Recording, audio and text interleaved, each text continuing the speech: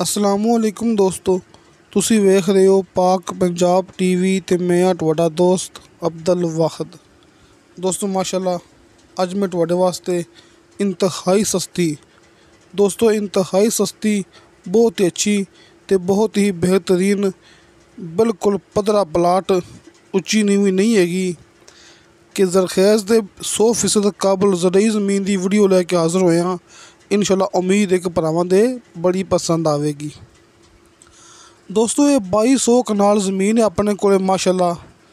ज़िला झेलम तहसील सुहावा डॉक्टर साहब के जरिए आपां नूं ये ज़मीन की वीडियो मिली है तो डॉक्टर साहब का कॉल एंड व्हाट्सअप नंबर भरावां नूं सामने स्क्रीन ते नज़र आ जाएगा। तुसी दोस्तों ये नहीं कहना है कि ज़मीन दी तस्वीरां ने वीडियो नहीं हैगी। आपां भरावां नूं एंड विच थोड़ी जी जिहड़ी मूवी हैगी वो भी दिखा देंगे, लेकिन बतौर सिक्योरिटी आपां वीडियो नहीं दिखा सकते क्योंकि एक वीडियो पता नहीं किन्ने चैनल पर अपलोड की हुंदी है। इस वास्ते भरावां नूं आपां जिहड़ी गल करांगे वो बिल्कुल क्लीयर होवेगी, बेशक वीडियो होवे चाहे ना होवे। तो बाकी दोस्तों नूं व्हाट्सअप के जरिए इस ज़मीन की मुकम्मल वीडियो मिल जाएगी।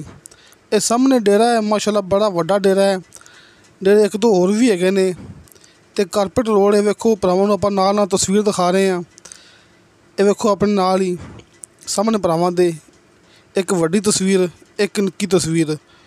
जिहड़ी तस्वीर निक्की हैगी उहदे विच भरावां नज़र आ गया होना है कारपेट रोड, मतलब कि इंदा कारपेट रोड ते फ्रंट आधा किलोमीटर का। दोस्तों ये 2200 कनाल ज़मीन है ना, तो भरावां दे सामने डेरा है जिहड़ा कारपेट रोड है इत्थे इंदा आधा किलोमीटर, क्योंकि आप गल करने बिल्कुल सीधी ना वध ना घट। आधा किलोमीटर इंदा फ्रंट ये 2200 कनाल इस ज़मीन का।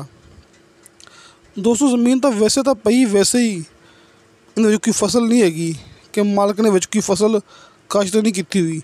हुण तुसीं ये नहीं कहना कि ज़मीन बिल्कुल गैर बात है। ये हरा भरा ये घास एक पहचान होंदी है कि सिर्फ आप हल चलाना है, तो ज़मीन समझ लो कि आबाद है। जिहड़ी ज़मीन होंदी ना गैर आबाद उच्ची नीवी होंदी है, टोए टिब्बे होंदे ने ते विच कोई अच्छी चीज़ नज़र नहीं आती होंदी। ये हरियाली ये दरख्त हरा भरा घास एक पहचान होंदी है कि सिर्फ थोड़ी जी मेहनत करनी है, आप हल चलाना है तो ज़मीन अपनी आबाद हो जाएगी। दोस्तों ये 2200 कनाल ज़मीन सिर्फ एक बंदे के नाँ ते ज़िला झेलम तहसील सुहावा GT रोड तो हैगी तकरीबन कोई 60 तो 70 किलोमीटर दूर। लेकिन जिहड़ा कारपेट रोड है दोस्तों ये बहुत वड्डा कारपेट रोड है, कोई माड़ा मोटा लिंक रोड नहीं है। डॉक्टर साहब के कहने के मुताबिक इंदा आधा किलोमीटर का फ्रंट है। दोस्तों एक मालिक की ज़मीन है, रीसेल रकबा है, अपन रकबा मुकम्मल मिलेगा, थोड़ा या अद्धा नहीं मिलना, लेकिन तुसीं फिर भी डॉक्टर साहब नाल राबता लाजमी करना है। जिन्नी तुसीं ज़मीन लेना चाहते हो ना इहदे विचों तुसीं फिर भी डॉक्टर साहब नाल राबता लाजमी करना है। तो दोस्तों नीचे इनके बिल्कुल शर्तिया मिठा पानी है डॉक्टर साहब के कहने के मुताबिक। तो बाकी आस पास आबादियाँ हैगियां ने कि रकबा कि उजाड़ बियाबान च नहीं हैगा, आस पास आबादियाँ मौजूद ने। इनकी डिमांड की है फी कनाल के हिसाब नाल 30,000 रुपया। दोस्तों 2200 कनाल ज़मीन है ना, तो इनकी फी कनाल के हिसाब नाल डिमांड है 30,000 रुपया। चूँकि दोस्तों पता है कि चकवाल रावलपिंडी झेलम एक कुछ इलाके ऐसे है जिथे गिनती होंगी कनाल की। बाकी एकड़ के हिसाब नाल ये 275 एकड़ ज़मीन बनती पई है। ये मैं सामने स्क्रीन ते थंबनेल ते लिख छड्डिया सी। तो दोस्तों इस तरह ही 275 एकड़ के हिसाब नाल अगर आप गल करिए मरबे की तो फिर ये बनते पे ने 11 मरबे। दोस्तों ये 11 मरबे ज़मीन बनती पई है 2200 कनाल ते 275 एकड़। अगर आप गल करिए इनकी एकड़ के हिसाब नाल डिमांड तो फिर इनकी डिमांड बनती पई है 2,40,000 रुपया फी एकड़ इनकी डिमांड।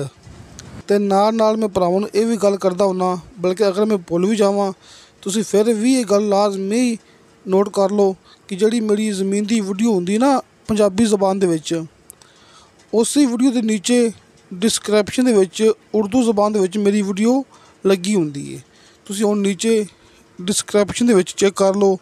ਤੁਹਾਨੂੰ ਇਹੋ ਜਿਹੜੀ ਕਿ ਜ਼ਮੀਨ ਦੀ ਵੀਡੀਓ ਹੋਏਗੀ ਤੁਹਾਨੂੰ ਭਰਾਵਾਂ ਨੂੰ ਉਰਦੂ ਜ਼ਬਾਨ ਦੇ ਵਿੱਚ ਮਿਲ ਜਾਏਗੀ, ਅਤੇ ਡਿਸਕ੍ਰਿਪਸ਼ਨ ਦੇ ਵਿੱਚ ਭਰਾਵਾਂ ਨੂੰ ਮੇਰੇ WhatsApp ਨੰਬਰ ਵੀ ਮਿਲ ਜਾਵਣਗੇ। ਅਤੇ ਦੋਸਤੋ ਇਨਸ਼ਾ ਅੱਲਾਹ ਤਾਲਾ ਬਸ਼ਰਤੇ ਜ਼ਿੰਦਗੀ ਬਾ ਫਜ਼ਲ ਖੁਦਾ ਮਿਲਾਂਗੇ ਅਗਲੀ ਵੀਡੀਓ 'ਤੇ। ਅੱਲਾ ਹਾਫਿਜ਼।